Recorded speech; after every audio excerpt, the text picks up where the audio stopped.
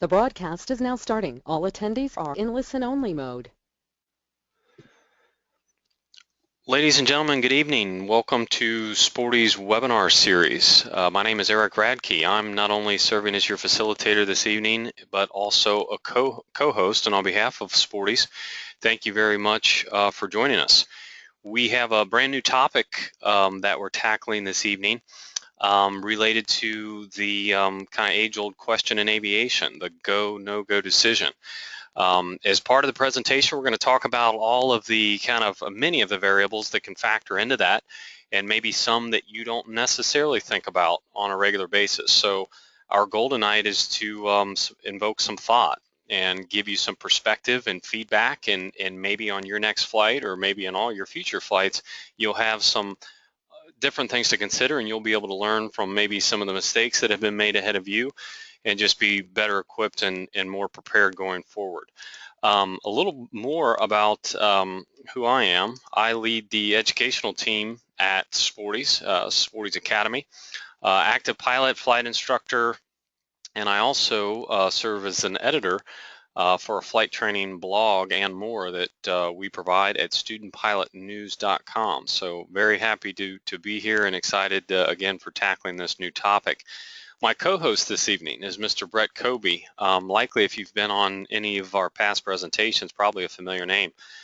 Bret's an airline transport pilot and flight instructor, of course, and leads our course development and video production team on the educational side of the fence at Sporty's, and also serves as editor of a very popular free online journal produced by Sporty's called iPadPilotNews.com. Bret, thank you very much for being here with us and tackling this very interesting topic. Kind of to get things started, Bret, let me ask you a question, and as we kind of transition into our topic here, what are some key items, I guess, from your personal view and experience that you consider kind of each and every time on all of your flights, no matter VFR, IFR, distance, etc.? Yeah, so, and part of this comes into and where you build up your knowledge of the go, no-go decision outside of the training environment is experience, and that's what I have to share tonight. And I've had many trips I've had to cancel for various reasons, and probably the number one factor, and one that we're going to focus on this evening is weather and the environment that we fly in, things that we can't control. And so the decision-making process, in my experience in a lot of flights, are typically well planned out for me 4 or 5 days in advance, so I know they're coming up. What I find from a weather standpoint is that if you start to pay attention, again, in that 4 to 5 day range, and really watch the weather trends as they near your flight, near your trip, you can gauge how the weather's progressing, how the forecasts are holding up to what is actually happening outside. And that eliminates the element of surprise, I think, as you get closer to that flight, so that you're not, as we will tonight, just looking at a snapshot of the weather. You're seeing how it evolves over time. And there's going to be times when weather comes in and you don't have control over that, and that's just a natural element of flying. The other important thing I think I've taken away over the 2,500 hours of flying is to be proactive on the things you can control. Don't wait until the hour before to pre-flight. If you know you have a flight coming up, check out the airplane in advance to make sure everything's taken care of, all the maintenance is done. And that goes for you yourself also as a pilot to maintain your currency, not just for day VFR, but if you're an instrument pilot, maintain instrument currency, maintain night passenger carrying currency, because there will be times that you don't know when a flight's going to come up possibly, or the circumstances around that you might need all those tools in your toolbox. And lastly, again, based on experience, other things you can control are your navigation sources. Those are no-go items, things like your GPS database, and possibly now, and we talk about iPads, is your iPad itself, keeping all those kind of items up to date. So be aware of the things you can't control, that being the weather, and do the best you can for the things that you can control, and it's going to increase your odds over time in your flying career that you're going to be able to make the flight as planned. Bret, thanks for that. I would add, in terms of from my own view, some of those key elements, or maybe let me focus on a couple. External pressures are a big one for me. I certainly try to eliminate as many of those variables as I can. In other words, if I'm traveling by light aircraft, personal travel, I I need to give myself extra time on either end. I don't want any of those kind of external pressures driving me down some particular decision-making path that is not a prudent choice. And as part of that, anyone I might be traveling with, and I travel regularly personally with my family, for example, and from that first flight, I try to get everyone on that same message and on that same page, that everyone needs to have time on either end of a planned flight for those unplanned occurrences. You need the flexibility to be able to arrive late or leave early, get back late, whatever the case may be. And by that same token, I try to weigh the worst case scenarios. That's related to always having an out, always knowing where the good weather is, always knowing where the good alternate airports are, and considering that being a real possibility. And you know what, if at the end of the day, if that's just too much, if that's too big of a price to pay, it's time to put the airplane back in the hangar and kind of move on.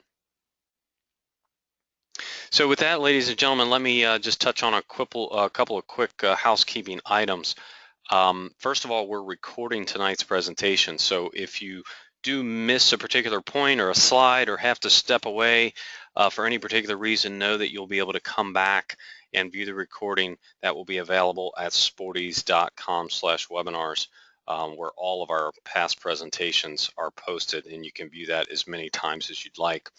Also, given the topic tonight and given some of the back and forth and given some of the variables that we're going to weigh, we're not going to field specific questions during the presentation, but certainly feel free at any time and after the webinar to submit any comments. But we'll likely not field any direct questions along the way. Again, this is meant to be just kind of thought-provoking tonight and give you a whole host of variables depending on a given situation to consider, both in a pre-flight phase and also while en route. Also, just a couple of quick notes on some kind of continuing proficiency resources. So everyone plugged in tonight is certainly is likely an active pilot, and you're interested in hearing about some various scenarios and probably putting yourself in those same situations and deciding what you would do. And we're going to give you the opportunity to weigh in via some of our polls. But you're also probably the same folks that are interested in that ongoing dialogue and participation and ongoing proficiency and learning from others. On the screen right now, you see a couple of wonderful free resources that are produced by Sporties, online periodicals, studentpilotnews.com, and also airfaxjournal.com. Airfax Journal in particular has an ongoing segment called Go or No Go.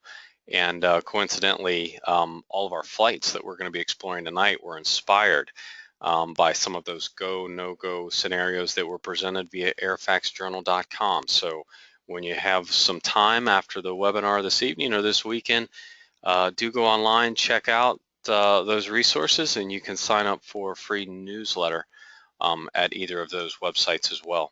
So with that, we'll get in. We're first going to explore, before we go flying, we're going to explore some pre-flight planning resources and also some steps and some areas that you might want to consider. First and foremost, and I look at this as a positive. Now there's always some drawbacks, but first and foremost, the positives. The amount of information and resources that we have available at our fingertips right now is just phenomenal. And it seems like day in and day out, everything from online apps to even the web-based apps, we're getting continuous enhancements to those. The developers of these products are always looking to give us more. They're responsive. They're adapting to the way that pilots like to interact and choose to interact. They're allowing for more customization. It is easier than it's ever been to get a hold of this critical pre-flight information. So there's really no excuse in terms of, well, I wasn't able to take a look at this, or boy, I wish I would have had this one more piece of information. It's all out there. Let me lead with Aviation Weather Center, aviationweather.gov. Again, a great resource that has all of the elements that you're going to need, that starts with the big picture information and funnels down to the very specific, not only forecast, but then the various METARs, etc. Aviationweathercenter.gov has some wonderful new products, the ability to look at particular route segments, the ability to customize a home page, and also in the app world. I know right now we certainly believe that preflight is likely the leading EFB app that does everything for you in terms of charting, but also continuing to enhance your ability via the app to go through customized weather briefings and also even file flight plans. And the same goes with some of the other leading applications out there for your mobile devices in Garmin and WingX Pro. If you haven't gotten into the app world yet, or if you're just considering, one piece of advice that we hand out regularly is the fact that you can go test drive many of these resources absolutely free and start to learn which platform that you interact best with, because for the most part the platforms provide the same basic pieces of information that you're going to need and want to use, but everyone's just a little bit different in terms of their preferences. So you can, in all those cases, download an app and have some form of free trial period, or even for a nominal fee, and you can really start to see which platform you interact best with. Continuing on, Lockheed Martin Flight Service. Boy, the best way I can explain some of the wonderful new features that have been added there is this is not the same old flight service that you may have grown up with or may have been accustomed to during your training. If you haven't taken a look at some of the great new resources at 1-800-WXBrief.com, absolutely do so. There's the opportunity to customize your experience in such depth. Everything from establishing alerts to setting favorite layouts for your home screen, to establishing default areas that you can brief, not just specifically a route. There's various tracking options that can now be established too, and you can even link accounts with email addresses and text messaging and even PLBs and that type of information to be able to get you information the way you would like it, kind of on the fly, so that you're not forced to go back after obtaining an initial briefing. You can get automatic updates and alerts, and it's easier than ever now to even open and close flight plans, which you can do by logging into the site, or again just getting a text or email alert and being able to do that in the VFR setting. And then, a whole host of others, and certainly not enough time probably in tonight's setting to go through all the other online web resources. Flightplan.com, pilotbrief.com is a couple I'll point out individually, but all these wonderful analytical tools and charts that, not that long ago, only a few years ago, were only available through some high-priced commercial, weather entities. So now, again, this is at our fingertips everywhere we have an internet connection. So a lot of us, in using these, various resources that I just mentioned, we're probably doing more self-briefing than what we used to when you called a professional weather briefer at Flight Service. Because this information is so readily available, I think a lot of us, again, are finding ourselves in that situation where you're going through the information and you're picking and choosing kind of on your own and using the products that you like best and that'll apply most readily to today's mission. But one universal kind of truth in all this, and one type of flow that you should always use, is start with that big picture, which I referenced earlier. A few of those products include the weather depictions and surface analysis, and even prior to that, taking a look at even the TV weather, so you know what's coming in the next 3, 4, 5 day period, as much time as you have leading up to a particular flight. And once you start with that big picture scenario, you can then start to drill down. You can start to get more route specific and look at very detailed forecasts related to airports that kind of touch your route, and then get into the very specific current reports and METARs at locations, terminal aerodrome forecasts, and also pilot reports, which I'll probably mention this more than once tonight, but certainly I think in the GA community we could do a lot better for each other if we were able to obtain more of those pilot reports to give us real-time information. Continuing on the self-weather briefings for just a second, one piece of advice I would give, because again, as we just went through all of these different online resources, you may be thinking, wow, where do I start? Well, by the same token, don't be overwhelmed. Many of those resources lay out the information in a very logical flow, so that simply by starting on the left side of the screen, and we can use aviationweathercenter.gov as a perfect example, that lays out the information typically in a manner, if you look across that top header, in the exact way that you would start with the big picture and drill down. So again, take some time to explore the various sites and the various resources and start to determine what you feel most comfortable with. And going back to the traditional flight service setting on the new 1-800-WXBrief.com website, you can still go through a regular standard briefing and get it in the standard format and even have it emailed to you. And do remember also that you do still have the opportunity to call a flight service briefer. And if there's a particular weather pattern or some challenging weather system, and each and every flight is a little different and comes with it its own inherent risks. So you're not going to look necessarily at every single weather product out there each and every time. That's starting with that big picture, you start to get a feel of what might become critical. And if there's something in particular that has concern, you may opt to call a flight service briefer, or even again, confer with another pilot, flight instructor, etc.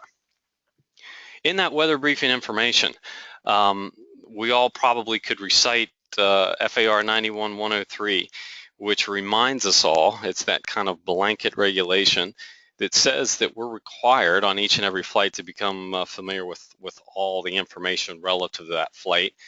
And that goes a step further for IFR flights and flights away from the quote-unquote vicinity of the airport.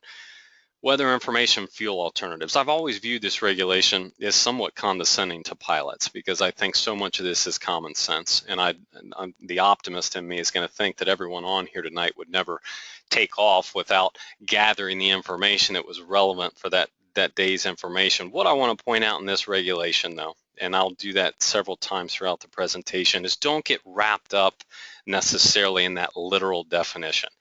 A little common sense goes a long, long way.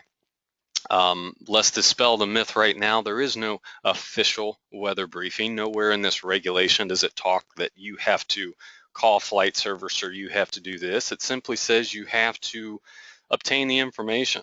And there's all kinds of ways to do that. And everything we've just mentioned here comes from official weather sources. So don't get wrapped up in the literal language. Simply do what's right and what works best for you, for sure. Some of these various products that you may have not looked at in quite some time that can be most helpful, especially relates to these three key elements here: convection, turbulence, and icing.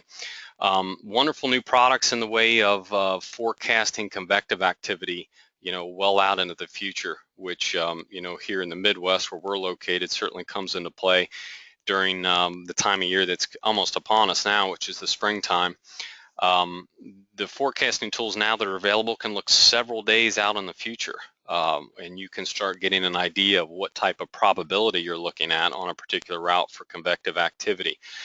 Related to turbulence, we have some of these same new forecasting tools where, again, well in advance, you can start to predict what type of ride that you're going to experience. And then when it comes to icing too, we've made wonderful strides at being able to forecast various icing intensities and icing levels up to 18 hours out. It gives us the opportunity to look at specific altitudes for a route of flight, and again, probability and various and severity of icing levels.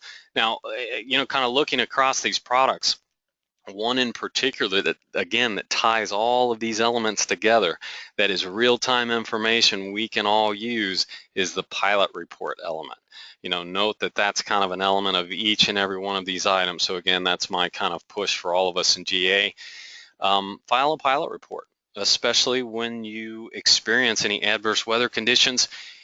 And remember, pilot reports do not necessarily have to be filed en route, especially if you're in the terminal environment and the workload's high and there's just not enough time to make a report, even if it's just to ATC. After you land, make a mental note of what was experienced, maybe an altitude, rough time. Make a call, after you land, after the airplane is secured, and you're still able to get that very valuable information back into the system. So again, it doesn't have to be something that's done on the radio and it's viewed as something that's just going to take an inordinate amount of time. Related to weather briefing information and specifically to IFR flights, which we are going to explore a couple IFR flights this evening.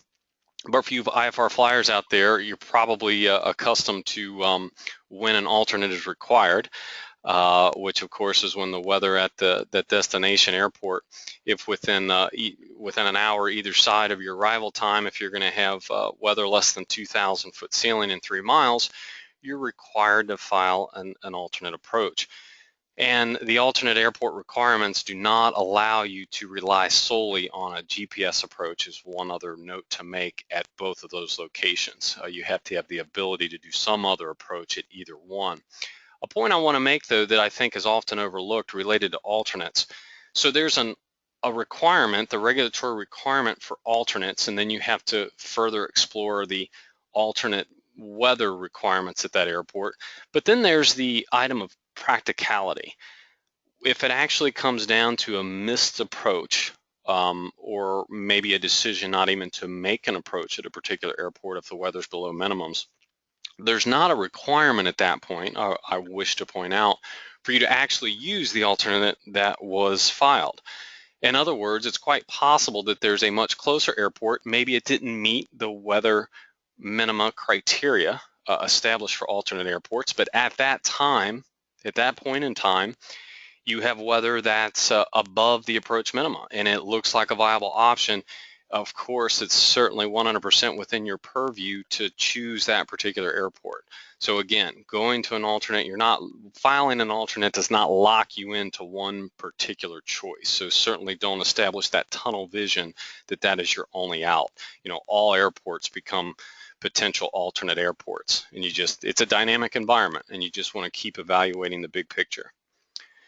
AFD information and facilities briefing, very important, and one thing I always consider very strongly ahead of every flight is getting very familiarized with the facilities that I'm going to use in the airport layout, and that will lessen my workload when I'm actually moving the aircraft around on the airport itself, which everyone understands that runway incursions are certainly a hot topic. So again, learning the lay of the land via airport diagrams and sketches will go a long way. And also, this information is just much more easier to come by, especially if you're using an application with just a quick touch on one tab for AFD information. You can pull up some of this information that's not available any other way. And the AFD will cite some examples of that later. But information on activating pilot-controlled lighting and obstacles or other obstructions, some of them quite humorous. As a matter of fact, I've seen everything from, I've seen things such as the runway is, next to a driving range, and sometimes portions of the runway are closed because there could be golf balls headed that way. I mean, there's some of that information that unless you were a local, you wouldn't know anyone else. So the AFD is a great source of that information. Do your research, so not only the airport diagrams, but the satellite aerial imagery can give you a lot of great information as well, especially if it's an airport you're unfamiliar with. And one scenario I want to point out, the real possibility that we should all be considering of an engine failure immediately after takeoff, which again is a very critical spot to be in. We all know the 180-degree turn can be quite precarious in some instances. But taking a satellite view with Google Maps or Bing Maps, whatever the case may be, of the surrounding land can give you a great idea of maybe some emergency outs, even if you hadn't visited the airport before. Some other things you can think about that could come into play. What type of fuel options? Is it self-serve fuel that's available 24 hours a day? Do I have to be concerned about when the FBO is operating? What are the procedures for getting after-hours service? All those things, could come into play. Those, information again related to the airport lighting system. And if in doubt, or still if you want to kind of do that double check, which I've done many times, call ahead. It's tough to beat that personal knowledge and insight of someone actually on the ground at the facility. NOTAM information, also very important, and now with access to a lot of the portable ADS-B devices, also information we can get very quickly and as we need it. Two general types of NOTAMs, the D NOTAMs, which cover everything kind of related to the airport. It can be taxiway closures or runway closures or particular operating restrictions. Then we have the FDC NOTAMs, which are regulatory in nature. So those relate to potential charting changes, or in the case of instrument approaches, maybe there's been some minima that has been adjusted, and FDC NOTAMs can also be used to advertise TFRs. And there's also one additional step, which the FAA has maybe not fully integrated, I think, in the best way that makes it accessible to pilots. But do recall that there is an NOTAM, an FDC NOTAM publication that does come out on a fairly regular basis. And once FDC NOTAMs go into quote unquote print, even though you can access this information digitally, that is another resource that is important to check, especially for you instrument pilots out there when it comes to any modifications that have been done to instrument approaches. In terms of route considerations, a lot of items to consider when you're using some of the automated flight planning web apps. You know, a lot of the altitude selections are simply based on what's going to be the most efficient in terms of, you know, fuel burn or winds aloft. They don't necessarily consider all the other variables, which could include, you know, aircraft performance, weather, traffic flows, ATC delays, all of those items. In terms of altitude selection, do remember by regulation, eastbound, we need an odd thousands for IFR. That's on the evens, that's on the 3, the 5, the 7, the 9. And when we're VFR, that's plus 500. So eastbound VFR, we're 3,500, 5,500, 7,500. And of course, those apply anytime you're flying 3,000 feet AGL or above. When you're flying off route, which so many of us do these days because we have direct to our nav, GPS navigation, the off-route obstruction altitudes certainly come into play. So we have them charted on sectional charts, which in specific grids of latitude and longitude, which show the highest elevation in that particular quadrant. And on the IFR charts, we have off-route obstruction clearance altitudes, which at those altitudes give us clearance of at least 1,000 feet in non-mountainous terrain and 2,000 feet in mountainous terrain. Aircraft considerations. You know, certain phases of flight are going to require different equipment than others. A quick kind of review of the steps and the regulatory process involved anytime you have equipment that's not functioning or not operating. There is the possibility, it's fairly rare in small airplane flying, but a minimum equipment list is a possibility for any airplane.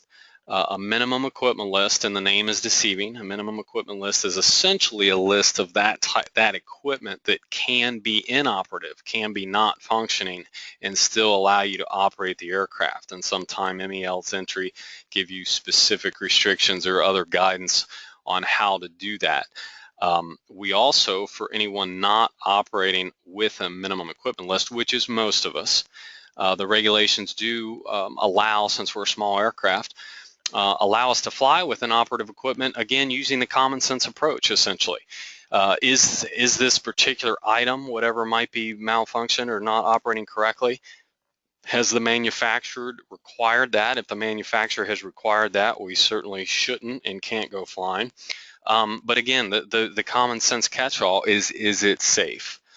Is it safe to do? And that's a decision for you as the pilot in command.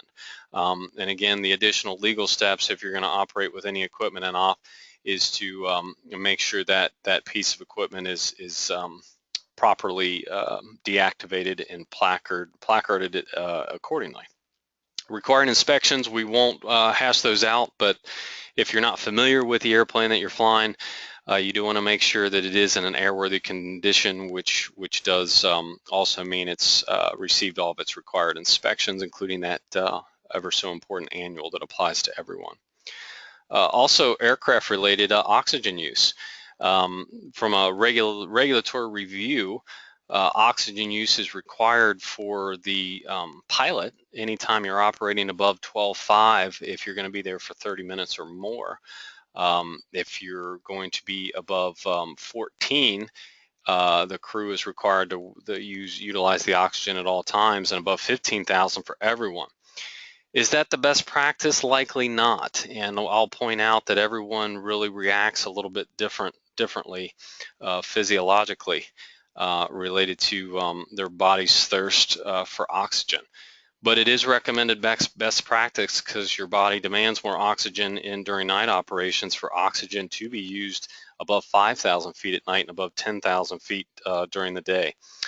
Great devices out there, pulse oximeters, that are available fairly inexpensively that allow you to constantly monitor your blood's oxygen saturation. So I know a lot of pilots this day and age are adding that to their flight bags.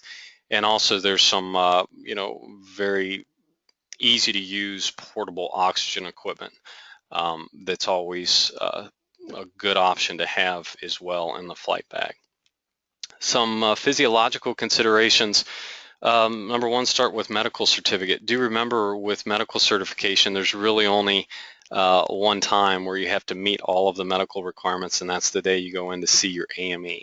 All the other time we have to self-certify, and that's something we should absolutely take very seriously. So there's a personal inventory that we all should take.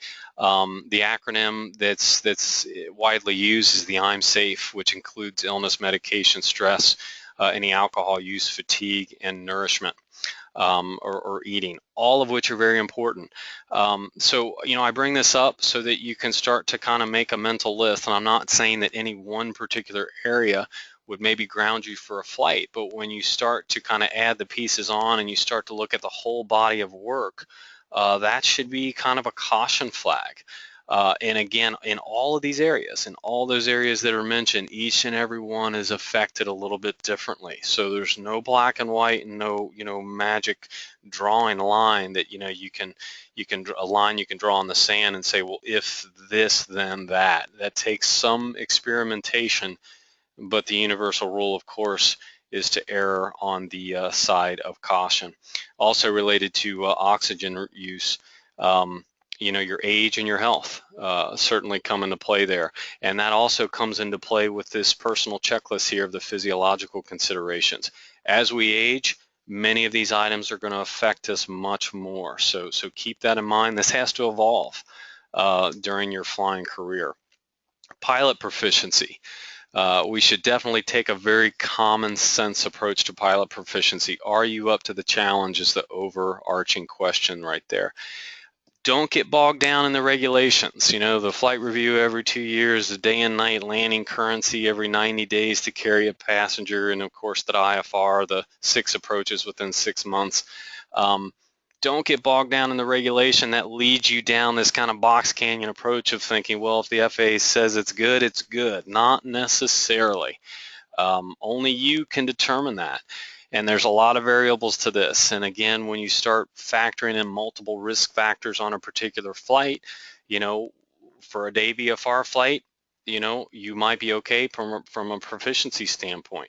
A lengthy cross-country flight that could, involve some maybe diminished visibility, you might want to think twice. And I'll also add on here, in addition to just flying the aircraft, there's an avionics proficiency requirement that really should be considered as well. As the avionics become more advanced, the autopilot systems that can vary dramatically from airplane to airplane, and of course all the panel mounted GPS and even your handheld EFB devices, you want to be confident that you can operate that equipment because it really can be lifesavers. Night flying, a couple of additional variables that come into play. Some additional equipment requirements, specifically position lights, possibly a landing light if operated for hire. But one important note here is organization. Certainly night flying, because the absence of visibility on that flight deck and the possibility that an electrical glitch or failure can kind of render you blind in the flight deck, it's very important to be able to know where your items are. Everything from charts to, most importantly, a flashlight. And the time to do that is before you leave the blocks. not after departure, not as the sun is setting, but before you get off and flying. So putting it all together, again, a lot of items to consider. It's not necessarily going to be the same way. It probably definitely won't be the same way for each and every flight. But again, this is meant to give you an opportunity to reflect and think about items that that are going to be important for you, as Brett and I talked about at the very beginning, to review on each and every flight. Now with that, we're going to go flying, and in order to go flying, I'm going to welcome Brett back on. Brett, are you there with us still? I am ready to take off. Now before Brett gets going, what we're going to do via your chat window is we're going to send out a link to the entire audience. And that link is going to provide you with a basic handout of some weather charts and also some quick bullet points on these various flight scenarios. So if you would like to follow along, certainly not a requirement, but if you'd like to follow along, you have the opportunity to download that. Brett, it's all yours. Thanks, Eric, and thanks for that pre-flight briefing. And what we did there is kind of build up our toolbox of knowledge and things to consider for each flight. And we're going to use each of those elements, some apply more than others, over the course of 4 different flights now. And this is where the fun part really begins, because it gets into the interactive part of it. We're going to do some polls throughout this whole scenario-based training to take what we learned in that pre-flight briefing process, take what you may have learned in your own experiences flying across the country in different parts of the world possibly, and apply that now into some real decision making here. And kind of the flow of this, again, 4 flights we're going to look at. The first one is a VFR flight. We're going to do 2 of those and then do 2 IFR flights mixed up. So something for everybody, whether you're a student pilot or a several thousand-hour experienced instrument-rated pilot, to really get you thinking about these different aspects and how they affect your decision making. Again, as Eric pointed out, he put in the chat window there a link that'll go to Dropbox to download these weather charts. Because one advantage we have is we've looked at the weather and we know it pretty well, but we're only going to be able to show throughout the presentation each METAR, each TAF, radar imagery, for a couple seconds as we talk about it. But it really would be helpful to download that, have it handy if you can on your computer. So as we get to the kind of the end point, we've reviewed all the facts, reviewed all the weather. That'll really help you have all the information in front of you as well to make that decision and ultimately decide whether or not you would make the flight as planned. So we're going to kick it off in Southern California. The scenario here is that we're in a Cessna 182. We're at the Santa Barbara, California airport. Very nice coastal town. I've been there a couple times, and we're going to fly down to San Diego, Montgomery Field. I've driven this route. It's very scenic, but tonight's flight is in the evening, and we don't want to do that given the traffic. Driving just wouldn't be fun through LA during rush hour. So the Skyline is really an all-weather capable airplane that's going to be able to get us down there if things go as planned. We're looking at a new model Cessna 182 Garmin G1000, IFR capable, autopilot, XM data link weather, and on top of that, of course, we have our iPad for our electronic charts and using ForeFlight for that information. Now you, the pilot, in each example, we're going to go ahead and identify the pilot's rating, which is important, but more importantly, I think, is the experience, the purpose of the trip. What's the urgency factor to get to your destination? What are the pressures to get there? Because that's a big influence on each of our decisions. Experience in the airplane, and then possibly any passengers. I think each of these variables weighs on your mind for every flight and will help dictate how you go about making your decision. And again, there's our routing. One thing we'll point out here is our departure time of 0030 Zulu, which is roughly 4:30 local time in California, is only about an hour, 15 minutes before sunset. That's going to play an important part when we talk about our equipment and what comes along the way. So keep that in mind, that we only have about an hour, 15 minutes until sunset from our proposed departure time for this flight. Now, looking at the airports, not a whole lot here as far as decisions to be made. 2 air traffic control tower airports both have instrument approaches. And as I bring up the instrument approaches, I do want to bring up one point again on the pilot profile. This private pilot does have an instrument rating, but we're not current. We didn't stay proactive, we didn't stay up with our approaches, and we've lost that instrument currency. So throughout this flight, we're strictly a private pilot that has to fly VFR, have to maintain VFR weather, cloud clearances, and visibility. So a very important part throughout this exercise. So again, not much on the airports here, 2 big airports, no NOTAMs, no really issues to consider there, so that kind of alleviates any concerns from the actual terminal environment and the airports themselves. But one thing we do want to do, we're in a single engine airplane, we're used to flying in Southern California, we're not going to fly over the ocean, we're going to fly some routing, basically airways, again VFR, that keep us within gliding distance of land at all times and near the coast there. So that's something to consider as far as our routing as we look at the weather. Now, a big part of that is that it's going to take us right through the middle of the Los Angeles Class B airspace, which can be congested, doesn't give you as much flexibility at times in routing. We're going to be at the mercy of talking to SoCal Approach, and with the weather, that might not allow us to give us the flexibility as if we were in the middle of Kansas or another less sparsely populated area. So there are some factors there that will affect our decision as the weather approaches. One thing I'll point out, whether you're in ForeFlight or you're even flying with paper charts, is that there is the flyway chart, which is accessible in a lot of these applications. And as a VFR pilot, that's going to give you some additional information on routing through the Class B airspace. Now, again, our flight here, we're hugging the coastline, and we're looking for that kind of thicker blue routing here, as you'll see just south of Long Beach and then inland a little bit further. But along our route, we really don't have those options there. So we're going to be, again, talking to the approach controller and working out vectors along the route. Hopefully we're able to fly right over Los Angeles International and stay out of their traffic in that situation. Okay, so let's get into the weather briefing. Now what I'm showing here are the exact same charts that are in that download. So again, you have those to review as we proceed through the analysis here during the weather briefing. But just to review, we're at 0030 Zulu departure. Here's a service analysis chart issued about 3 hours before that. And what we can see here is a cold front moving in just off the coast of California. And that's kind of what's in the back of our minds now, is what might cause any inclement weather along the way. So naturally, with that in mind, our next move is to check out the radar imagery along with our flight plan. And in this example, we're looking at the ForeFlight application. We can see some light rain showers initially. As we get to near the Los Angeles area, we see some moderate precipitation. Probably, a little bit of a red flag to start thinking about what that's doing to the ceilings, the visibilities, because again, we do have to do this flight VFR as a private pilot without a current instrument rating capability right now.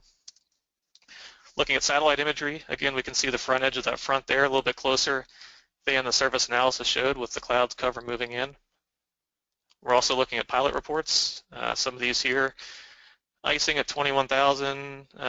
Looks like all the pilot reports are mostly in the flight level, so no icing to worry about, no turbulence. So again, kind of in the back of our minds now, we're thinking ceiling and visibility are going to be the primary factors in our decision here. So as we kind of take that big picture view, we know we have a frontal system moving in. We know we have rain showers and precipitation. Let's start narrowing in now on some of the METARs and TAFs to look at what the terminal weather is doing. Again, just a reminder, 0030 Zulu departure.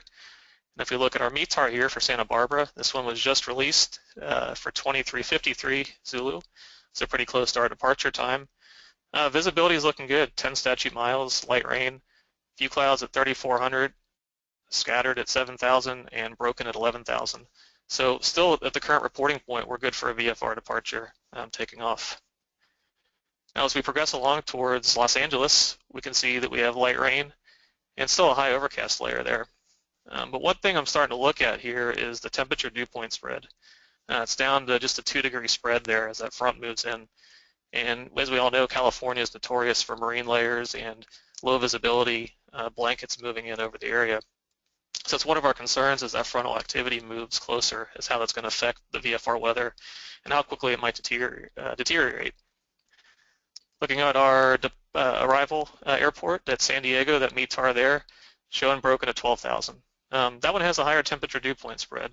Makes sense as the further away from the cold front. So destination weather looks good. So our big concern now was that weather, that moderate precipitation along the Los Angeles area, and now it's going to continue to affect the weather. Now we're going to look at the prognostic chart. This is valid for 0 Zulu right around our departure time. Important takeaway here, we know there's moderate rain moving in, but no real convective activity. So I'm not too worried about thunderstorms or anything along those lines. As we look along the cold front progressing into California, again, it looks like the convective weather stays further north and inland, but as expected, that cold front is moving further to the southeast. So let's look at the TAF now, the terminal area forecast. I've put arrows there to highlight the weather for our flight time, and it looks like it's expected to drop pretty quickly. Ceiling down to broken at 1100. The light rain has taken the visibility down a little bit at the Santa Barbara area. Looking at San Diego, we're going off of a military TAF here, the nearest one. But again, it says during our arrival time between 01 and 03 Zulu, scattered 900, broken at 1400, and then overcast at 15,000. So again, kind of in that marginal VFR category of our flight. It's going to give us some pause and think about whether or not we can make that and still maintain our VFR cloud clearance and visibility requirements. So again, just to review, from a fuel standpoint, these are, again, very important variables. The flight time, about an hour and 6 minutes, which gives us a proposed arrival time of 0136 Zulu, only 9 minutes before sunset, again, important. From a fuel standpoint, we have to consider the FARs 30 minutes during the day, 45 minutes at night. My kind of rule of thumb, and even given this weather here, is to really land with an hour of fuel at all times, and I think that's prudent here as well, given the weather. So with that in mind, our smart fuel calculation, we want to have about 2 hours and 6 minutes of fuel. And as you know, the Skylink can hold 4 to 5 hours of fuel with no worries. So no issues there with fuel for this flight. Now, the pilot variables, this is where the decision-making comes in because we start to have more and more factors that affect our flight. The pilot had a head cold about 3 or 4 days ago and had been taking Tylenol cold pills. Hadn't taken them probably in a couple days, but there is the consideration of the fact that those lasting effects of both the cold and side effects from medication like that could affect you. So you want to make sure you have plenty of time in between both the recovery from the illness and the recovery from taking that medication and make sure it's not going to affect you and your decision making for that flight. Now, as we mentioned earlier, this was a business trip, so there are the work pressures to get there in the evening to get to your destination. This isn't just a fun trip to take or leave it. So there is that work pressure to get down to San Diego for the flight. So you kind of want to run through that I'm safe checklist, and this is one where the medication could be an issue depending on when the last time you took that medication was. And just a reminder that the FAA does have a medication checklist on their website, as well as AOPA that you can run through at any time and put in any medications that you've taken to review to make sure that you are safe as far as that goes. Now, during your pre-flight, you did determine that the navigation lights were inoperative. So at first you're thinking, okay, not a big deal, this is a day flight. At the same time, you know that the possibility of weather, deviations, possible air traffic control delays as you get vectored through the airspace could push you into that nighttime arrival point. So it is something to think about as you get ready for departure that might cause you to rush possibly to get off the ground on time before you may be ready, knowing that you don't have that night landing capability from a legal standpoint. Okay, so for each of these scenarios, we're going to, again, just look at the facts here. Let's look at each factor and think about how that may affect you and what ultimately may or may not cause you to make the flight as you have it planned. From the health standpoint, we talked about the medication. We do have day currency. We have night currency as far as the pilot. Now the airplane obviously doesn't. We are not IFR current, so we need to make this flight through this precipitation and maintain VFR weather. This is an important trip, so we need to get to our destination for business purposes. We have that pressure riding on us. Now, as far as the airplane goes, weight and balance is not a problem. Just have one other passenger with us. Fuel load is fine. We have more than probably 3 hours of extra fuel on board. Our maintenance kind of caution there is that navigation light, again, keeping us from departing at night and prompting us to want to land before sunset. Now, our big weather factors we talked about, we're not worried about thunderstorms, icing, turbulence, winds, none of those weather hazards, but we are really concerned about the VFR visibility and ceiling and whether or not we can maintain that throughout the flight. And we're really weighing is what the METAR is reporting currently versus what the TAF forecasts is going to happen. So me personally, with this kind of information here, I'm going to be a no-go. I'm not going to make this flight, just knowing the California weather, knowing that the cold front moving in and how quickly that temperature dew point spread is decreasing, and the likelihood for IFR weather to quickly pop in. And I don't have my IFR currency, so I don't feel comfortable flying an approach if necessary. What do you think, Eric, on this one? Brett, I think kind of the body of work here, I tend to be in the go category. I think the visibilities appear to remain pretty good and consistent. I don't envision, given what I know to be the efficiency of Southern California, I don't really expect to be venturing past a sunset and getting into the night-ish or even having to worry about an instrument approach. The precip that we're seeing here, there's nothing convective in nature. I mean, maybe a couple of bumps here and there. But the other thing I like about this scenario is that I feel like along the way I have a lot of alternate airports that I could potentially get to. Okay, I agree with you there. With that being said, let's go ahead and listen to what the group thinks tonight. We're going to take a poll here and get a feel for the attendees tonight and see what you think on your decision, and kind of get a feel for how everybody thinks about this flight. So early results for sure, Brett, tend to be with you. And what I'll point out is I think that's great, because the no-go decision is always the right decision. It's never a wrong decision. Only about 14% are with me. So I definitely think, again, they're siding with you on this, Brett. Okay. And again, there's no right or wrong answer here. These are just ways for us to think about each of the variables. And as I look at the pilot factor screen here, the one thing that always comes to mind is there's not really any one factor necessarily that dictates whether you would or would not go, but they start to compound as you think about the fact that you may not have all your full mental capacities in decision making. You do have that urgency to get to the destination, and in the back of your mind you know that you don't have that night capability. That all kind of adds up, and any one of those things might not ground you, but all those together might lead you into that decision to stay back on the ground. Now, as you make your decision, this is one thing we're going to look at each scenario, is if you did make the flight, what are your options? Of course, the safest option, and what the majority here tonight thinks, is to wait until the morning. If you look closely at that TAF on the printout, there is good VFR weather forecast the next morning, so you could always make the flight then. If you did depart as planned, as Eric was planning on doing, there are plenty of airports around. You're in Southern California. There's always an airport almost within gliding distance at any moment, that even if the weather did start to deteriorate, you could make a quick diversion to and land.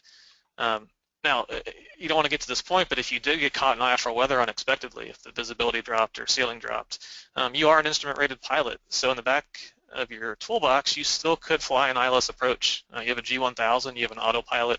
You could get the airplane safely on the ground. You're not going to be caught up in the air necessarily. And then let's say you do take off and weather proceeds as planned, but you have to do some deviating, some air traffic control delays. If a night landing becomes inevitable, a nav light being inoperative is probably not going to lead you to divert to land prematurely. You start to think of other variables that pop up of going to an unfamiliar airport, possibly into terrain as you move further east into California. So you have to weigh those options also. And I'll throw a fifth one out here as we were talking about this. I had another thought that came to mind. In Santa Barbara, maybe you might be able to find a flight instructor to go with you and file IFR. So anytime you have a flight, think about somebody else you might be able to take along with you along the way that might be able to help you get the flight accomplished as planned, whether it's a CFI or another instrument-rated pilot that would make you legal if you did not have the currency requirements yourself. So let's talk about how the flight go. The important thing here, as far as the passenger, you had a non-pilot passenger, you'd want to brief them on what's going to happen. And as Eric mentioned, he always briefs his family that, hey, we may divert, we may have to stay at our departure airport an extra day. But you really want to make the passenger aware that you may not be getting to your destination with the weather, and have them have their expectations set in advance. As the METAR showed, the ceiling visibility was good for departure, but we got down to about 3 statute miles visibility and 1,400-foot ceilings, which really pushed us down low over the coastline in moderate rain showers. Again, the thunderstorms weren't a factor. but there were a couple points that we had to climb above the lower cloud layer for VFR over the top. Still VFR, maintaining cloud clearances, but not the most comfortable thing to do if you're not instrument rated. So wasn't the most pleasant flight, but it did go off legally. And one other variable we threw in there is that the passenger, while en route, needed to make a phone call. And that's something to consider. You know, if your passenger wants to do something, you have to know how to handle that. And of course, in that case, the FCC frowns upon making cell phone calls in flight. So we had to tell the passenger to wait until they got on the ground to continue on their business. So with that, Merrick's going to pick up on the next one for the IFR flight scenario, and we're going to head out to New York and go from there. Thanks, Brett. Yeah, we're going to go IFR flying now. The aircraft that we have with us for this scenario is going to be an SR-22. We're flying from Rochester, New York, and we were in Rochester on a business trip in this scenario, and we're returning to our home base. Our home base is going to be Columbus, Ohio, at the Ohio State University Airport. Our aircraft is well equipped. They have an iGPS, moving map, autopilot, everything is functioning. We also have an iPad on board, and we're running ForeFlight Mobile, so plenty of information at our fingertips. Our qualifications in terms of piloting. We're a private pilot. We do have an instrument rating. We are instrument current. We are night current. Again, as I just mentioned, this is a business trip, so consider that as we talk through this and what external factors can play in. Plenty of time in the airplane, 200 hours in the SR-22, 600 in total, and very current. We use this airplane a lot in the business setting. As you can see, we've flown 70 hours in the last 6 months. Probably a lot of us are sitting back thinking, wow, I wish I could have accomplished this for sure. We are departing around 6:30 p.m. local, and the sun is going to be setting in just about a half hour. So this is a situation where we will be departing in good daylight, but we're going to be transitioning to nighttime. So let me take you back to what I said earlier in terms of pre-flight preparation. This is a real gotcha to be able to prepare the airplane at night, organize your flight deck however you might with good daylight, and then as you transition into the night, the trap that can lead you in is not, again, being organized correctly for night flight, not knowing where that flashlight is or what have you, which is, again, is all a little bit different than the daytime flying component. So do keep that in mind. That's an easy trap to be led into. In terms of airport considerations, all kind of check out green here. Rochester, big airport, all the big airport amenities, instrument approach procedures, some departures that are going to be available to us. Same with Ohio State. This is our familiar airport, our home base. We have an ILS available. Everything's operational. No NOTAMs that we know of to speak of that are going to affect our flight, and we're towered in both areas. The big weather picture, an approaching cold front. And again, this is a fall IFR day to begin with, and we have an approaching cold front. So what can we expect out ahead of that cold front? Possibly some showery precipitation, and we can see in this kind of time lapse of the analysis here that cold front is expected to pass. So, temperatures could become an issue. Right now, I'm already thinking about the possibility, maybe of ice. And we can see some of that showery precipitation out ahead of the cold front is certainly materializing here. So that's a straight line look at what we're seeing here. Nothing in the convective category that it appears is going to affect our flight. I mean, a couple of cells that might be considered moderate precip, but as of right now, it's looking pretty good. Turbulence, nothing to speak of. Certainly there's an airmet area out there that is well above us, but for the most part right now, we're not expecting any turbulence. In terms of icing, taking a look at the icing airmet, yes, we do have an airmet out, and it looks like it covers almost our entire route of flight, and it starts at 8,000 and goes all the way up to 18,000 possibly for ice. So we're going to have to take that into consideration when selecting altitudes.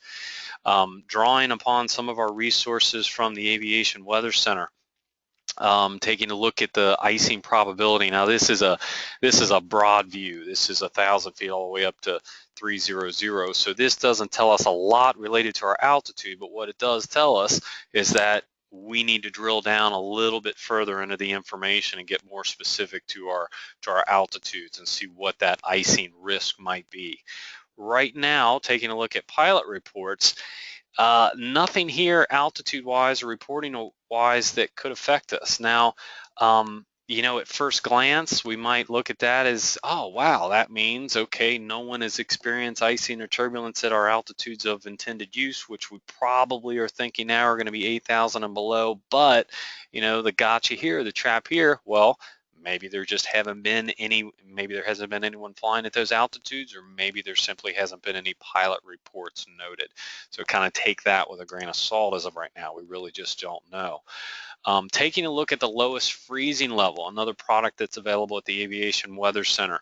This kind of confirms our suspicion and confirms what the AirMet is saying in terms of where the freezing level is going to be. So that 8,000, 9,000 range, you know, it's a possibility we could be in visual precipitation and be at or near or slightly below that freezing temperature, which could be conducive for icing. I'll point out that our SR-22 does not have any equipment and is not certified for flight into icing conditions. Taking a look at the ceilings. This is a product overlay of the ForeFlight application where it'll compile that METAR data and show us kind of what we're seeing in ceilings, and it makes sense from what we saw with the surface analysis. And a big takeaway here is that you can see, even through the showery precipitation, the portions of the route that are south and southeast, they have great visibility right now. So thinking, like I mentioned early on, one of those critical components, where are my outs? Where are my good escape routes? And right now that's looking like south. I have some pretty good options. Taking a look at the current conditions and also the TAF at our departure point, Rochester, everything checks out real well. Light winds out of the southeast, good visibility. Ceilings, you know, very good. Broken ceiling at 6,500, overcast at 9,000. Should be no issues there in terms of takeoff. The TAF shows that, you know, throughout our entire expected time en route, at least at our departure point, that's going to remain again, all looking very good. In fact, our current conditions are even beating some of the forecast at Rochester. Taking a look at a couple of METARs en route. Again, pretty good ceilings, all VFR that are being reported here. We have 10 miles of visibility, about a third of the way through, and currently 3/4 of the way through, 9 miles. Now, do remember, though, that's predictable because, again, the cold front hasn't passed. So that is kind of the variable here, slightly unknown exactly when that is going to cross and when some of those ceilings and or visibilities are going to begin to drop. At our destination airport, good VFR, a scattered layer coming in at 2,500, so that could come into play. Some light rain, which right now, even though good visibility, you know, can affect our visibility. So it's certainly a possibility that could drop slightly, and the TAF is showing that's a real possibility because later on we're seeing that those visibilities could potentially drop, and again, it's calling for the showery precipitation as we expected. Flight planning, route considerations. A quick note on departure procedures. So in kind of broad speak or review, there are two types of departure procedures. There are obstacle departure procedures, ODPs, that can be printed in a textual format or they can be provided in a graphical format, and there are also the standard instrument departure procedures that are provided in a graphical format. The standard instrument departures are primarily there for ATC flow, to have aircraft flowing out of congested areas in a very organized fashion and organized manner. The obstacle departure procedures are for just that. That's for obstacle avoidance. In both cases, these resources, these procedures give us options to transition from that terminal environment up to the IFR en route environment.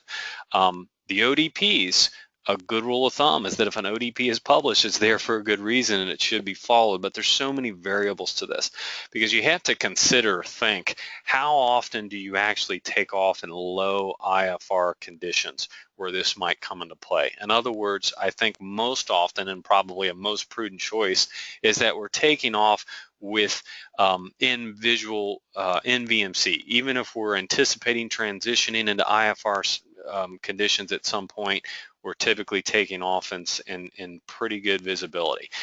If you're getting down into the situation where you have to start looking at obstacle departure procedures, and how do you know that an ODP is published?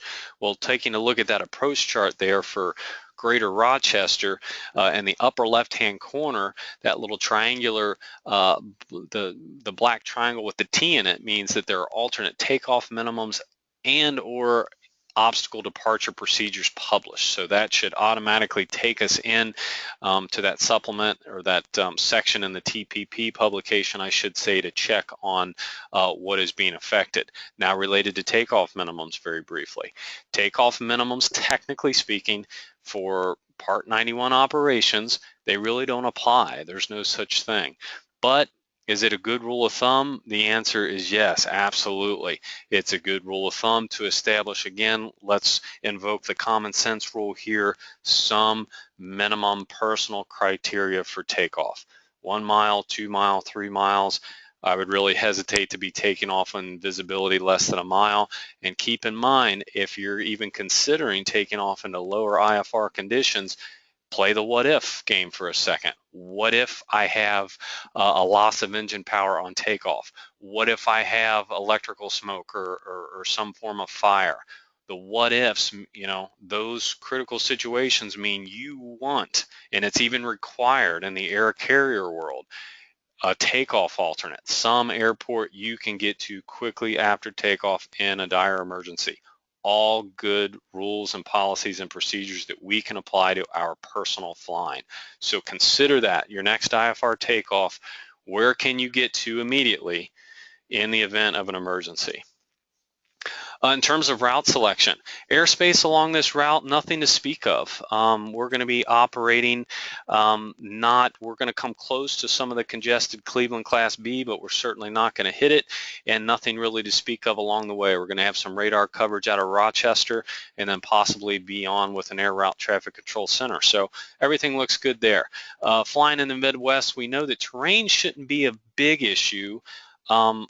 Or minimum IFR altitudes, except for the fact that we have this pesky little icing situation that's kind of floating around in the back of our minds. We know 8,000 feet, 9,000 feet, we're likely to be experiencing some icing, and as that cold front comes through, that icing level, it's possible it could come down.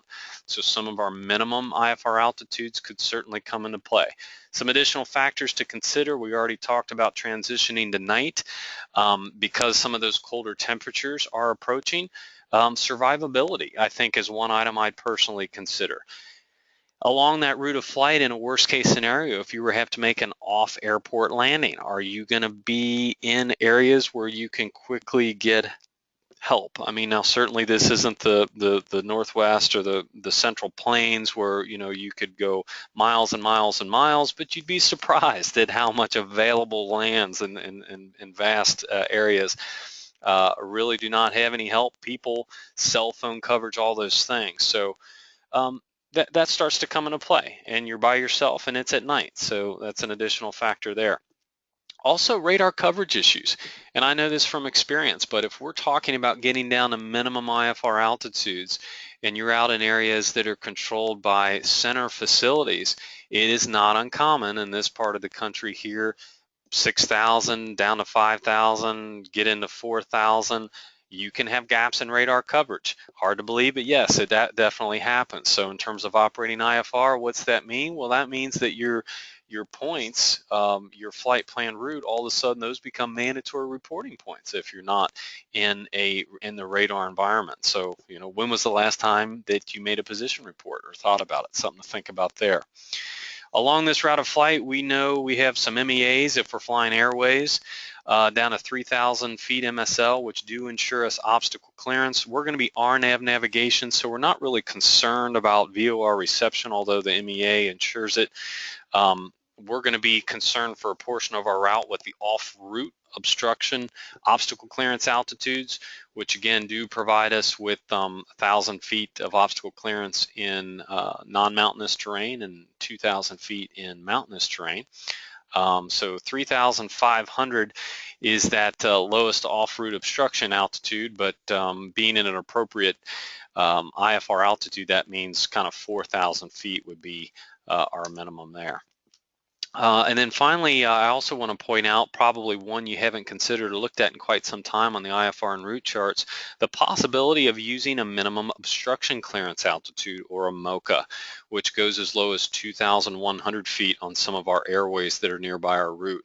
Now, the MOCAs do not guarantee radar coverage or even radioception beyond 22 nautical miles, but again, that doesn't factor here because we're using GPS navigation. What it does ensure along that entire route is obstacle clearance, and that's very important. Again, we didn't anticipate or expect that even at these lower altitude of 4,000 feet, looking at our terrain preview and flight, we see that that's not going to be an issue. So that's a good thing that we have going for us in terms of this flight.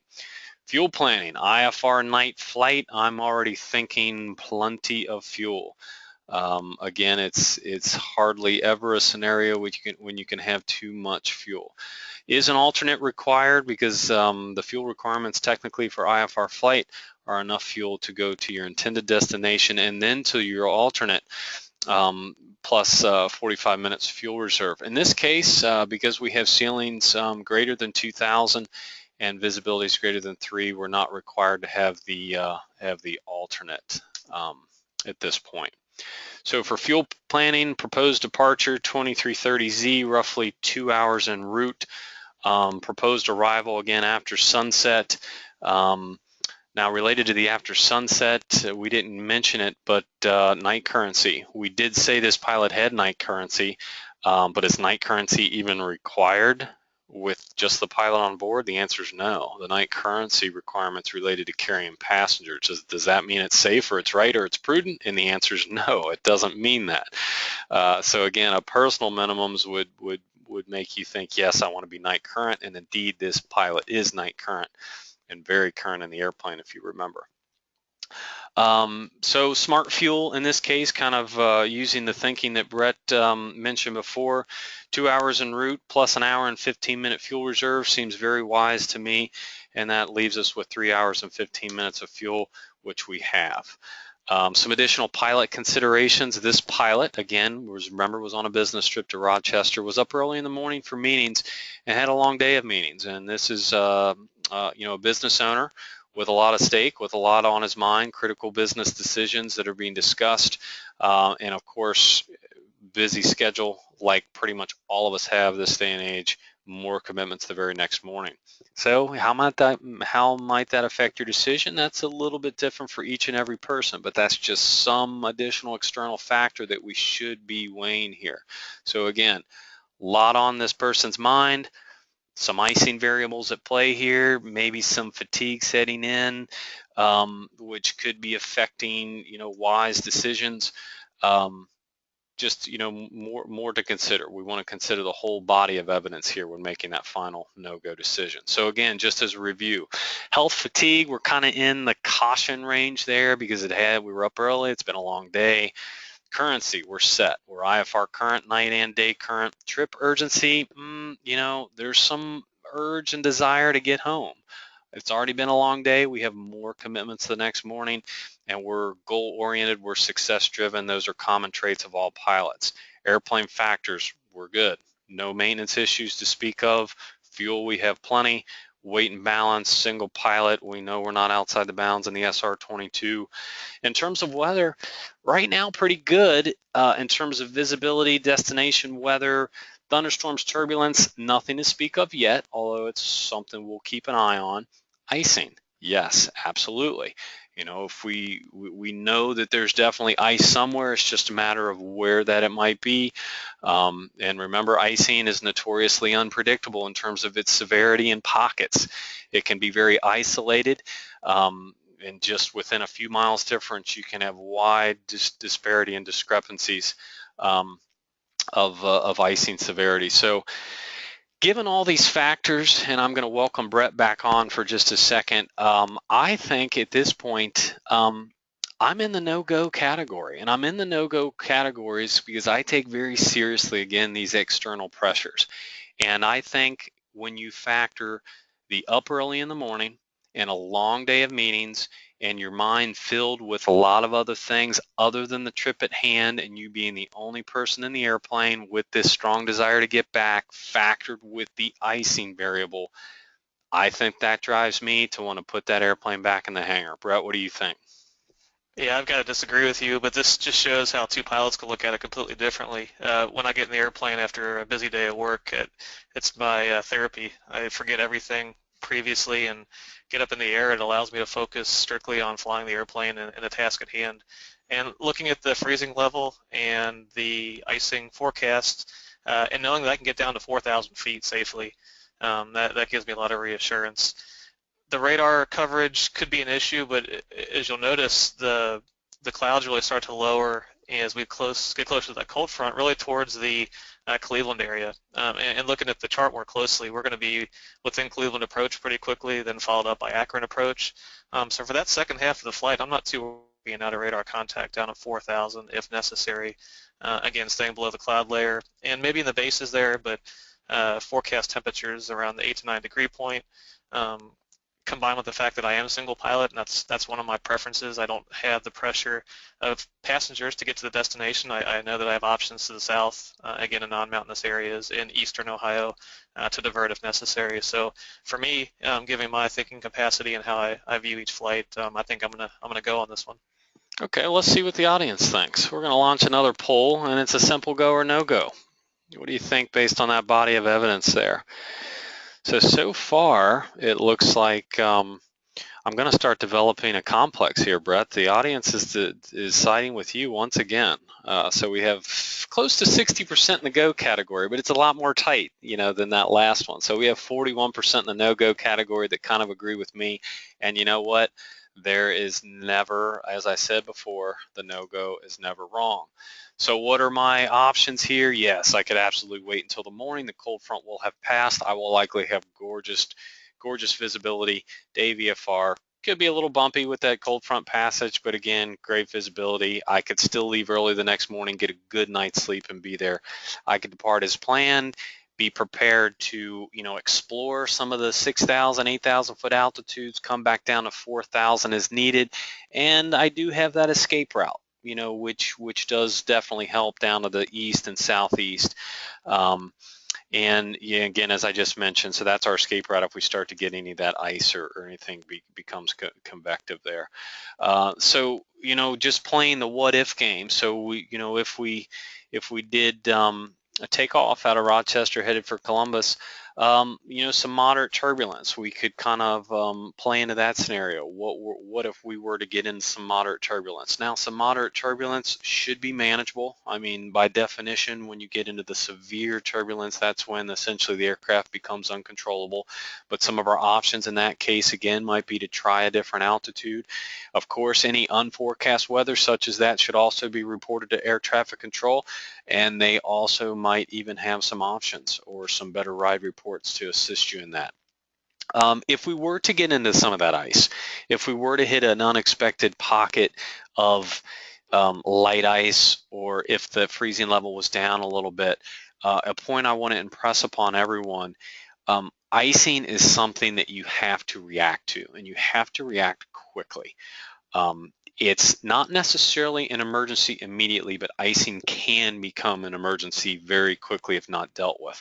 In other words, don't talk yourself into that false sense of, well, it will get better, I'm sure. I've always been taught that these can be fairly narrow bands.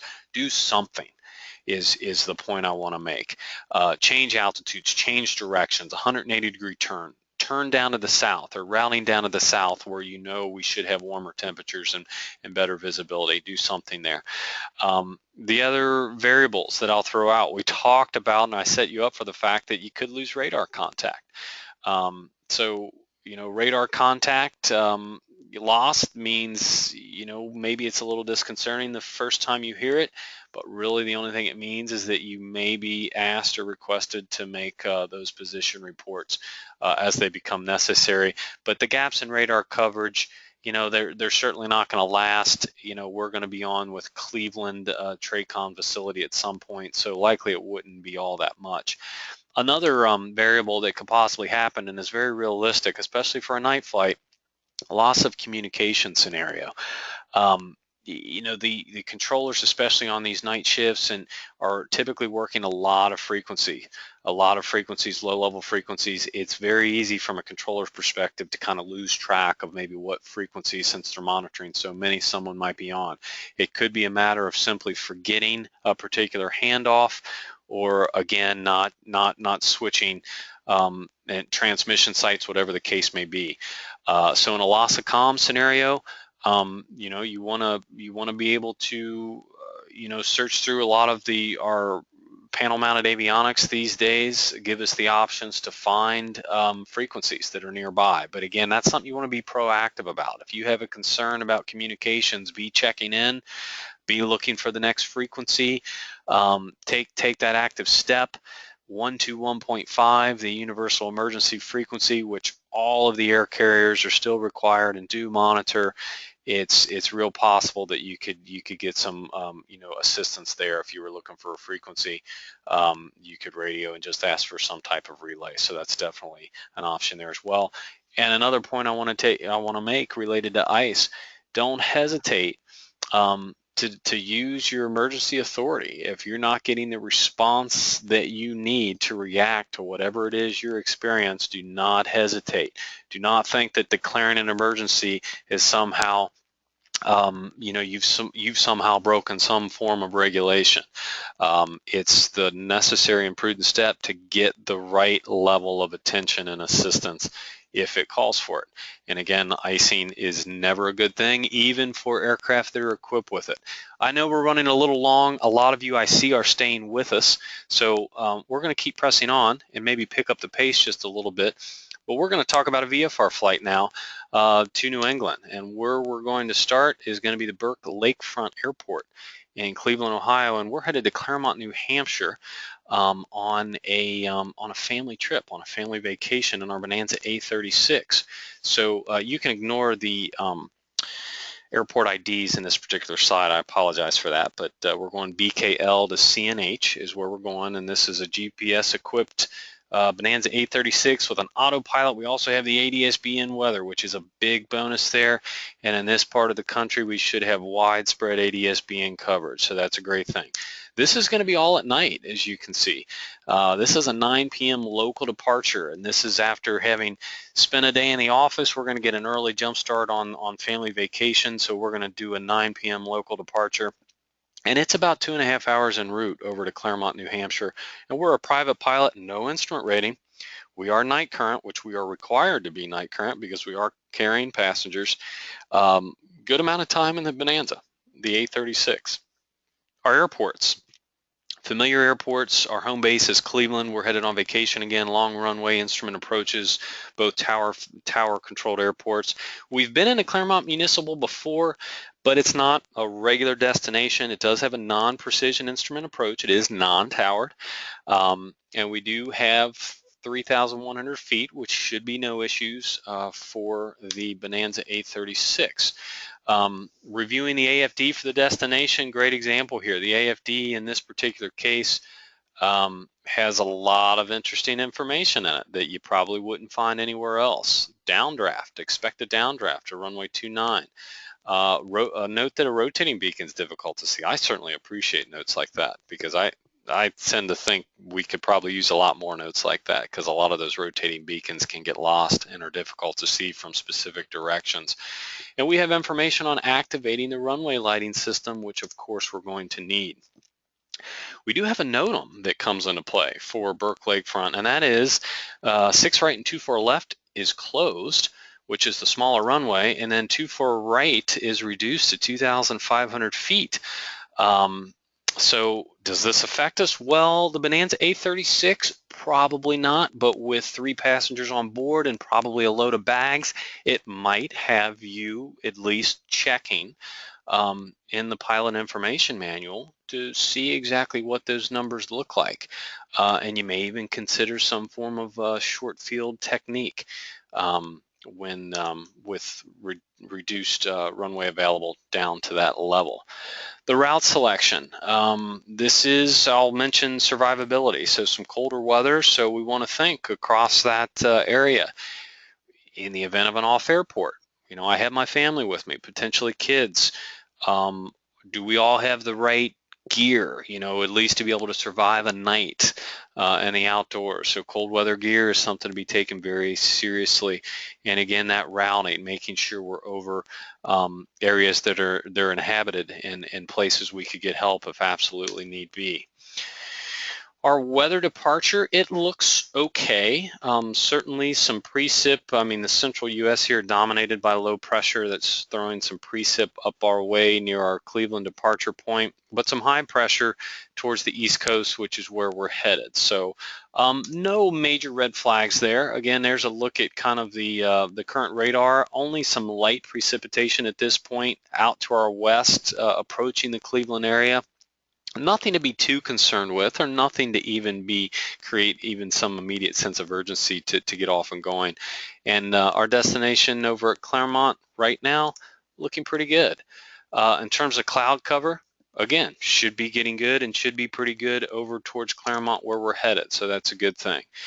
IFR, AirMet, it affects a small portion of our route for sure, so we'll start to investigate what some of the current conditions are. When we move in a little bit closer, we do have an icing AirMet out there that should be well above where we want to be, and we're VFR only, so we don't intend to be in any visible precipitation there. Our departure METAR again looks pretty good. Close to our wind starting to pick up a little bit, but good visibility, and again, very good ceilings. Good sign. TAF, well, the METAR is beating the TAF, but it's possible this time they were predicting temporary conditions could get as low as 4 miles of visibility in the light rain there, but right now the METAR is showing much better than that, which is great. En route, again, good ceiling so far, good sign to see. Now a little bit further along, we're starting to see some lower ceilings. We see good visibility still, but the ceiling's starting to creep down a little bit as low as 3,600, and then the METAR's near our destination. Still VFR, but again, a little bit lower. So this is a case where we're already thinking, we're anticipating probably having to drop down in altitude as we approach our destination of Claremont. And the closest TAF is again showing that this should be manageable VFR, but one thing I'll point out is that this nearest TAF location is some 70 miles to the southwest. So again, the quick review, 2 hours and 30 minutes en route, all at night. Our fuel requirement, we want to consider maybe taking on a little extra to travel further east. So a good fuel reserve, which is we're capable of doing today, is about 3 hours and 45 minutes. Consider the family pressures to be on vacation. Consider the fact that in anticipating this much needed break, the pilot maybe had a drink or two the night before. So again, that's a little bit different from everyone. We're talking the night before, so we're still talking almost 24 hours. So probably not a major concern at this point. Former smoker, not current, but again, that can affect how the altitude will affect us physiologically. So, maybe we're thinking potential oxygen use depending on how high we're going to fly. So some of the physiological consideration there, we mentioned the alcohol, the former smoker, the fact that the night flying is going to be a little more demanding in terms of oxygen. Aircraft consideration, let me point out that we've had kind of an annoying ongoing squawk with an intermittent oil pressure warning light. So far, we have no reason to believe it's not just a faulty indication, but that is present. We have that, again, intermittent. We also forgot to plug in our iPad. So we have a half charge, which should be, based on your past experience, plenty of time to run the device and have access to all your navigational information, but it's just another kind of variable in the back of your mind that you might be considering. So the quick rundown of factors, health and fatigue, we're up in the caution range. Day, night current, absolutely. Well, we're not instrument rated, so IFR currency, that's a big red flag. Trip urgency, that's okay. I mean, family vacation, there could be a little pressure to just want to get the family off and going on the right foot, but it's nothing urgent. Performance-wise, a little bit of a caution just related to those takeoff requirements at Burke Lakefront. Weight and balance is good, fuel's good. Maintenance, we have that intermittent oil. Pressure warning light. Departure clouds and ceiling, they're okay, but we do have some approaching weather, and again, the arrival clouds and ceiling starting to creep down on us just a little bit, putting us maybe in the warning range.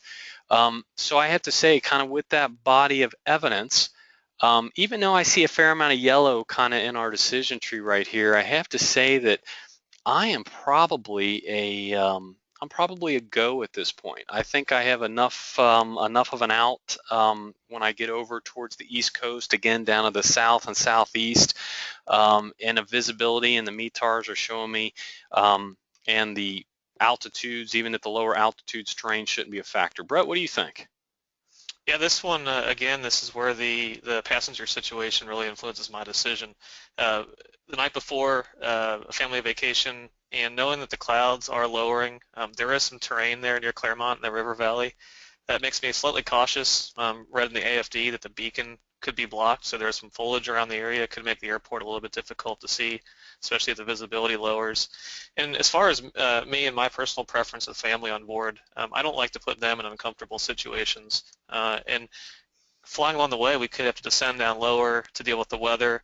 I definitely don't want to have to make the trip if a diversion is really a possibility, even though I know we have an out down towards Massachusetts. To me, weighing that out with waiting till the morning to fly, leave early 6 a.m., have a nice clear VFR flight once the frontal weather is passed, really sounds like a better alternative to me. So yeah, while you definitely could make that alternate work given the circumstance and not wanting to put the family through that, I think I'm gonna sit this one out and wait for the morning.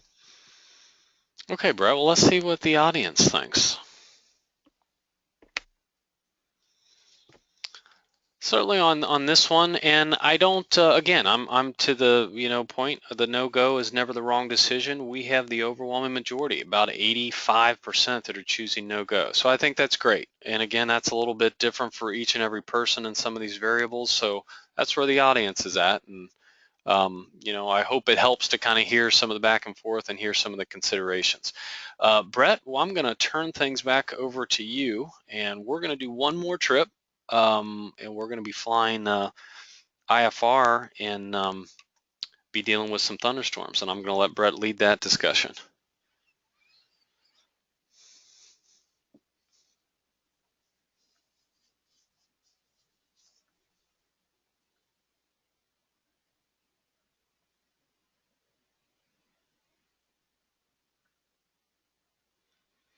While Brett gets going and loaded up and on the page and back on here, I'll point out one additional thing that we didn't quite get into, but consider approaching the Claremont Airport at night with those ceilings creeping down.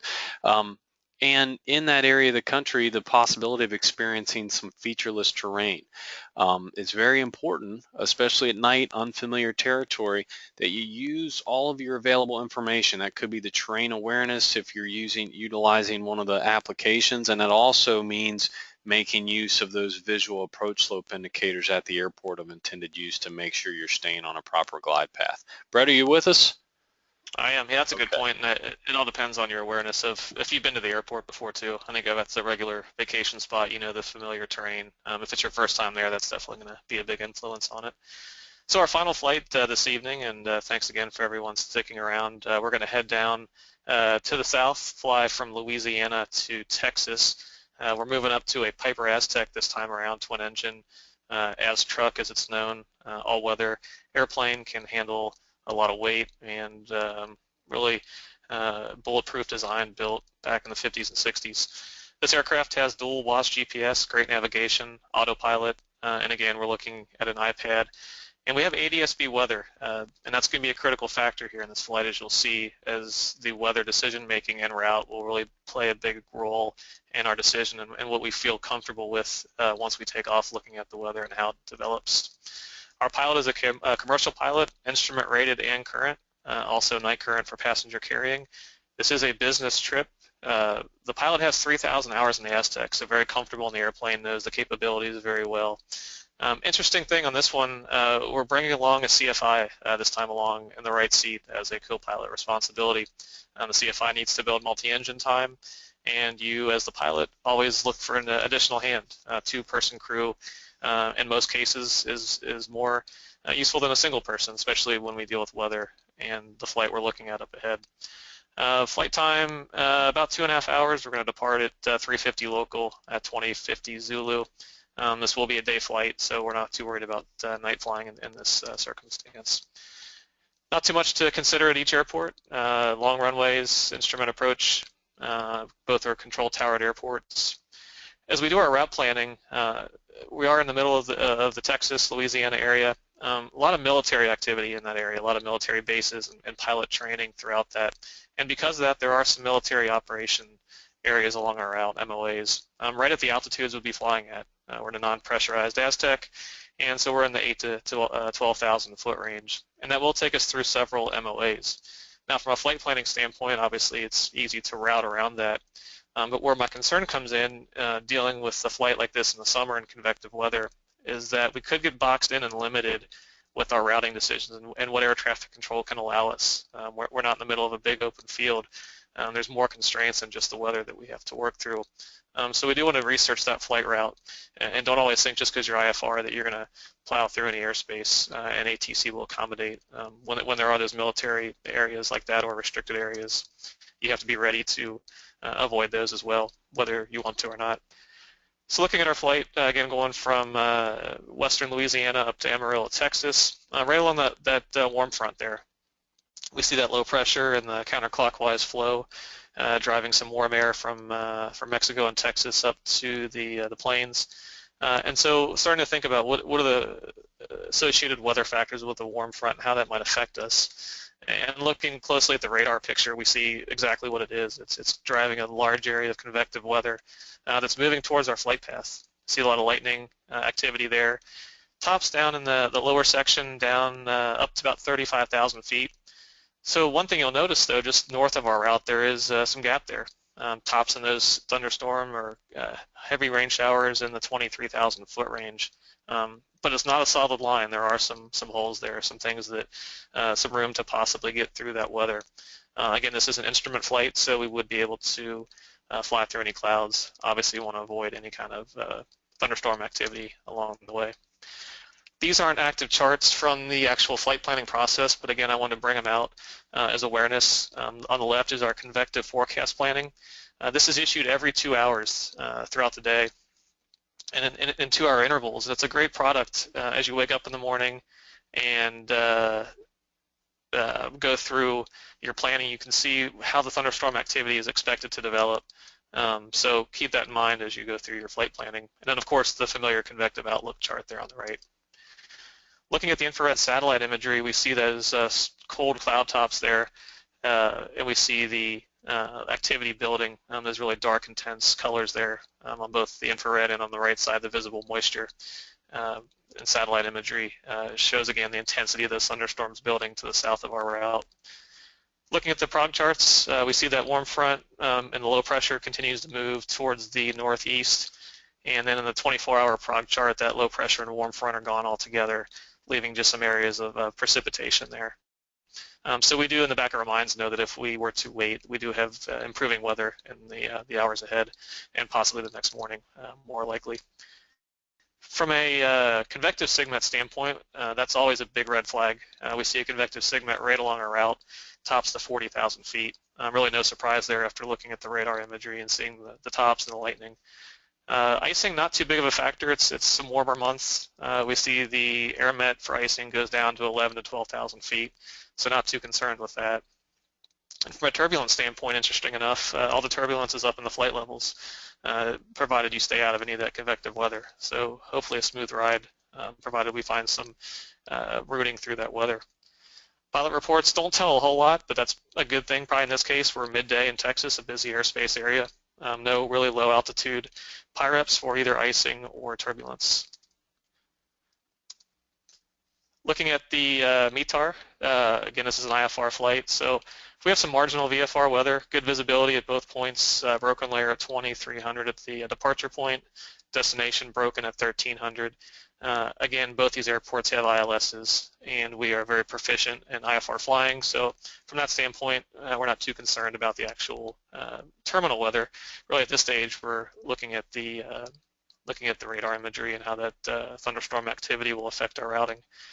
Looking at the TAF, same thing. Not a whole lot there as far as our departure and destination airports.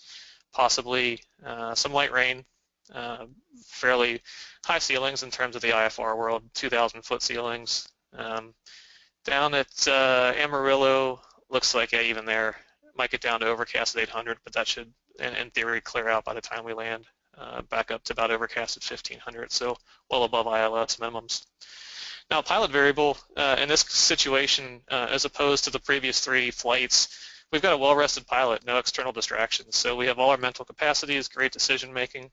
On top of that, we have an experienced flight instructor on board, which at first thought is a really helpful thing. It's going to be able to take some of the tasks off our hand, help with the radios, help with navigation, charts, etc. On a flight like this, anytime you're dealing with weather, diversions are a possibility, and that could really reduce the pilot workload should that be a necessity. Now, the same token, with a CFI on board, there could be some other pressures there. You're not used to flying in a 2-pilot crew environment. Which could lead to some issues as far as the decision-making process go. The CFI may feel more comfortable pushing through that weather where you don't. The CFI may have motivations to get to the destination and get back. They're just time building. They don't really care about the purpose of the flight. So there could be some pressures on their point that don't align with your motivations and reasons for the trip. So it's very important in that scenario that all the expectations are very clear as far as who is the pilot in command. You're the Aztec pilot who's making the decisions, etc. As far as the aircraft goes, everything's working well. Now, we don't have onboard radar on this trip, but we do have ADS-B data link weather. Now, just like with XM data link weather, that's not real-time weather for decision-making nearby and flying close to thunderstorm cells. You got to build in a 5 to 10 minute delay. So as weather is building along a front like this, you have to keep that in mind. You're not going to use this to closely navigate a thunderstorm or convective cell. And the aircraft has de-ice boots, but they're placarded, inoperative. Not really a factor in this flight since we're going to be flying well below the freezing level. Okay, let's make a decision now. We're going through the factors here. As far as the trip urgency goes, we're looking at a trip we need to make, but again, with the weather in the line there, we're not sure that we're going to push through that. The only other big item, obviously, is that thunderstorm line, and we have to make the decision along that warm front whether or not we think that that's going to sustain itself, and that hole there just north of our routing is going to keep us keep open enough to make the flight. Me personally, knowing that and knowing the weather and having the flexibility to divert and land and wait it out, I think I'm going to make this flight. I've got lots of resources on the airplane. I've got lots of workload as far as my CFI next to me, so I think I'm going to go ahead and try this out. What do you think, Eric? Brent, I think I tend to disagree on this one. I tend to think there's only one way they grow thunderstorms down in Texas, and that's big. And these holes, I think, present the pilot with these sucker holes or these sucker bets where they think they see, opportunities to break through and they can close up. And in this type of dynamic, evolving event, such as this line of thunderstorms, things can change so rapidly. Coupled with the fact that the other piece of this that I really don't necessarily like in this situation, when there can be some diversion decisions to make or a decision whether to penetrate this, you end up with 2 pilots on board the airplane, which can present some unique challenges. So in this case, with the approaching line, I think the right decision is to sit back, wait it out, wait till everything clears, do it the next day. Nothing wrong with it said.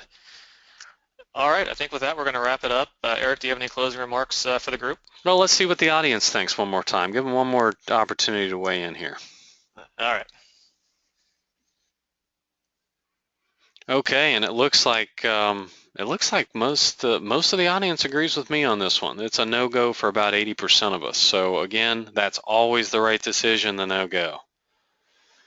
So with that, we are going to wrap things up. Really appreciate everyone staying with us this evening to work through the scenarios. And our goal in this, which I hope we accomplished, was just to get everyone thinking about all the different variables that can factor in. You know, in any particular situation, you're likely going to come up with, you know, different resources and different prediction tools and forecasting tools that you might want to dive deeper into, depending on the variables that are present at a particular day. But this exercise, I think, gives everyone a kind of a broad overview of all those things that can come into play. So hopefully you will be better equipped on your next flight and have some good takeaways from this. So with that, let me remind everyone that the recorded presentation will be available in its entirety early next week at the latest in the Sporty's webinar archive at sportys.com/webinar. So check back often for the recording and also for our full schedule of upcoming events.